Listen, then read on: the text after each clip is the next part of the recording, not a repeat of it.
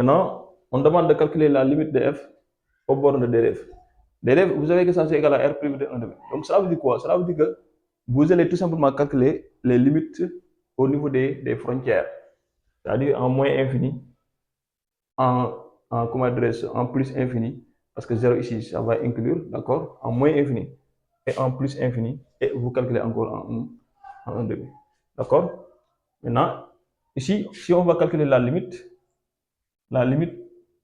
lorsque x tend vers moins infini, on va regarder d'abord la fonction qui est en gauche, c'est-à-dire en moins infini ici. D'accord? Si on calcule, donc ce sera x moins la racine carrée de x au carré plus 1. Maintenant, cette limite-là, qu'est-ce que ça donne? Vous savez que ça, si vous calculez la limite en moins infini, ça donne plus infini, d'accord? Mais avec le moins là, ça va donner moins infini, d'accord?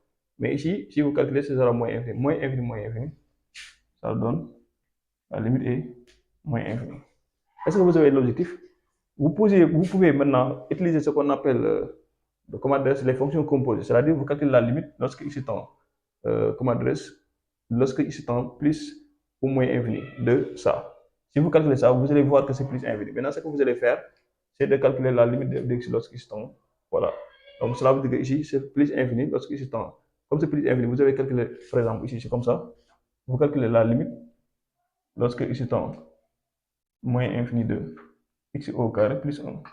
Donc vous avez ça, si vous avez calculé, c'est égal à plus infini. Maintenant, vous allez calculer la limite lorsque x tend plus infini de quoi? Parce que ce que vous avez trouvé là, c'est là où vous avez calculé racine carrée de grand x. Par exemple, en posant grand x, c'est égal à celui-là. Donc si vous calculez ça, vous verrez que ça c'est plus infini. Alors qu'il y avait un moins ici, d'accord? Il y avait un moins ici, donc cela veut dire que ici, donc ça va donner moins infini. Et celui-là égale à moins infini. Moins infini, c'est égal à moins infini, d'accord? Maintenant, on calcule la limite lorsque x tend plus infini de quoi? Si on plus infini, on va regarder donc cette fonction-là. Ça veut dire que ce sera x au cube plus 1 sur 4x au carré moins 1.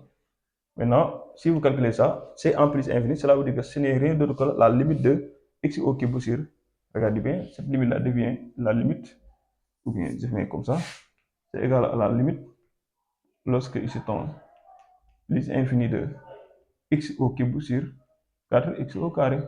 D'accord? Maintenant, si on simplifie ici 2x, ici au carré, x au carré ici, donc ça reste ici x, ça reste x sur 4. Si vous calculez la limite, vous allez voir que c'est égal à plus infini. D'accord?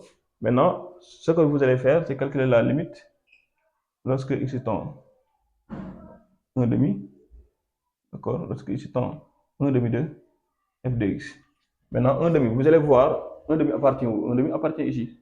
D'accord? C'est des valeurs qui sont positives. D'accord? C'est cette valeur-là.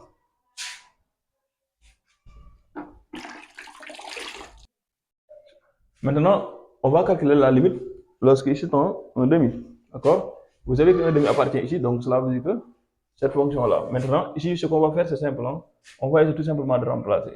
Si on remplace 1 demi, on va obtenir ici combien? Le 1 demi au cube, c'est égal à 1 huitième plus 1 divisé par combien? Divisé par 4 fois 1 quart. D'accord? Moins 1. Si vous calculez ça, vous pouvez réduire au denominateur, ou bien vous laissez comme ça, parce que ça va donner une chose qui va nous faciliter la chose, parce que vous avez ça, c'est 1, 1 moins 1, c'est 0. Donc, on va obtenir des réels sur 0. Vous pouvez réduire au denominateur, c'est pas méchant. D'accord? Maintenant, c'est quel genre de 0 ça? On va essayer de poser, par exemple, comme adresse, on va poser tout simplement ça égal à 0. Vous savez que ça va annuler comme adresse x égale à 1 demi. D'accord? Donc, cela veut dire que quoi? On va calculer la limite lorsque x tend vers 1 demi moins. D'accord? Moins 1 demi moins de comment? De x. D'accord? Ça, c'est égal à combien? C'est égal à un réel qui est positif.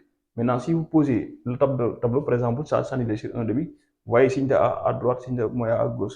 Donc, cela veut dire qu'à gauche, ici, c'est égal à 1 sur 0 moins. Cela veut dire que ici, c'est réel. C'est le réel là sur 1, 0 moins. Donc, ça donne quoi? C'est égal à moins infini. Vous pouvez prendre le tableau, hein, vous allez voir. Vous calculez la limite aussi lorsque x tend vers 1 demi. plus f de x. F de x, vous allez voir, c'est un réel sur 0 plus. Donc cela veut dire égal à plus infini. D'accord? Maintenant, la question suivante. Maintenant, on avait demandé de calculer la limite de f de x sur son domaine de définition et après, on demande quoi? On demande de déduire une asymptote. Vous savez qu'on a calculé la limite lorsqu'il tend plus ou moins infini, plus infini, on a trouvé plus infini. Lorsqu'il tend moins infini, on a trouvé moins infini. Là, on peut donner aucune conclusion. Mais le moment où on a calculé la limite de f de x lorsqu'il tend 1,5, on a trouvé plus infini. Qu'est-ce que cela veut dire? On a trouvé plus infini ou bien moins infini. Cela veut dire tout simplement que, comment dire, CDF admet une asymptote verticale.